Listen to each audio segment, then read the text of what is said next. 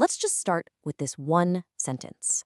Because this is the key to understanding how all of this AI stuff actually works. It completely flips our whole idea of thinking machines upside down.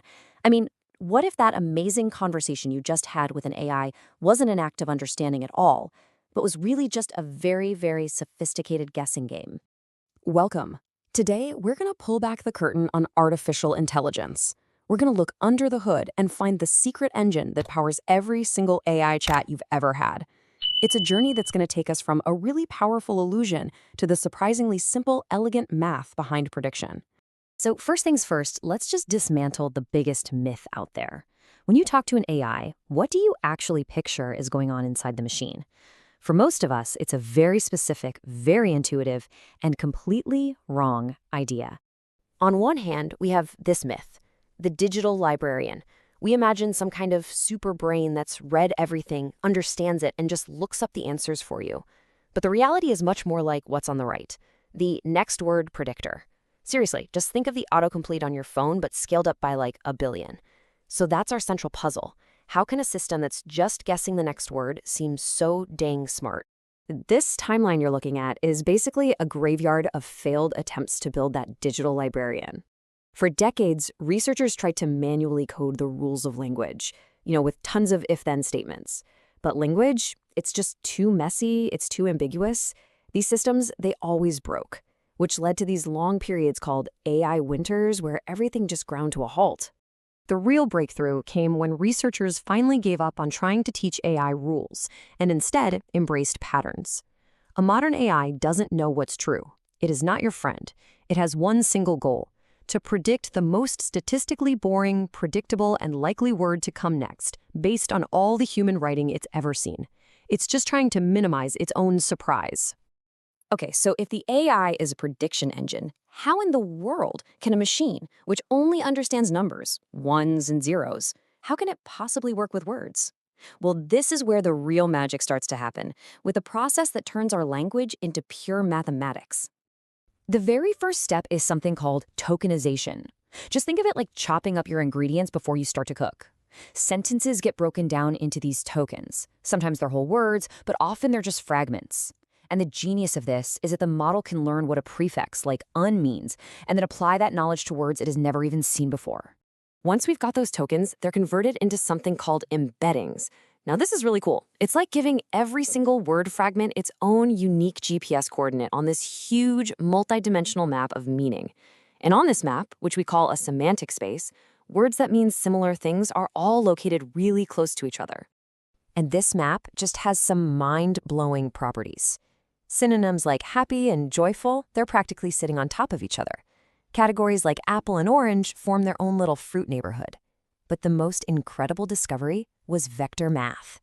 Researchers found that if you take the coordinates for king, subtract the coordinates for man, and then add the coordinates for woman, you land exactly on the coordinates for queen. All of a sudden, language had become geometry. But there's a huge problem with this map, right? A fatal flaw, you could say. A word only has one coordinate, but it can have tons of different meanings. So how does an AI know which meaning to use? How does it figure out context? Let's take the classic example, the word bank. If you're talking about money, it means one thing. If you're talking about going fishing, it means something totally different. So how does the model, with its fixed map, figure out which bank you mean? The solution, the answer to this whole context problem, came from a revolutionary paper in 2017 called Attention is All You Need.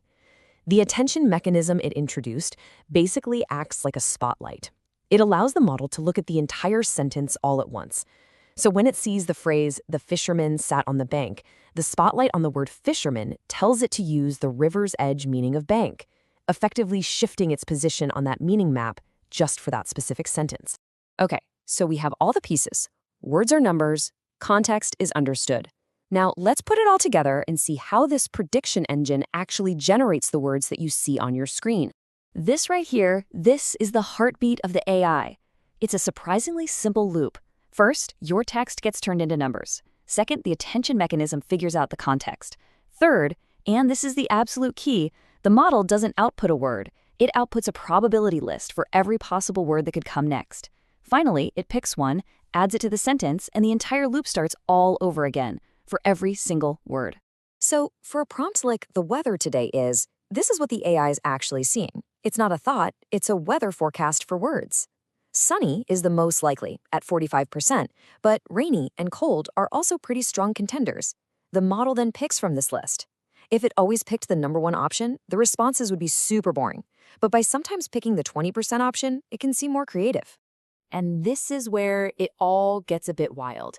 When you take this really simple prediction loop and you run it at a massive, massive scale, something amazing starts to emerge. It begins to look like real intelligence. See, to get better at predicting the next word in a medical journal, the model has to accidentally learn biology. To predict the next line of code, it has to learn the logic of programming. These are called emergent abilities. It's not thinking, it's just simulating the results of thought. And that right there brings us to the core insight of this entire process. So let's just nail this down. AI conversations are prediction systems. That's it. Every brilliant essay or clever response is just generated one best guess at a time. The intelligence that we perceive isn't really in the machine itself. It's a reflection of the collective intelligence buried in all the human writing that it learned from. For years, the mantra in this industry was simple. Bigger is better. We needed these enormous models, trained on pretty much the entire internet, running on massive servers in the cloud. But now, that's changing. There's a quiet revolution going on, a shift away from these giant general-purpose models towards smaller, more specialized ones that can run right on your phone, trained on high-quality, curated data instead of the noisy mess of the internet. Which leaves us with a final and really fascinating question. If this incredible intelligence we're seeing emerged from making these prediction engines bigger and bigger and bigger, why is the entire industry now racing to build smaller ones? Could it be that the secret to intelligence isn't just about the size of the brain, but the quality of its education? We'll dig into that next time.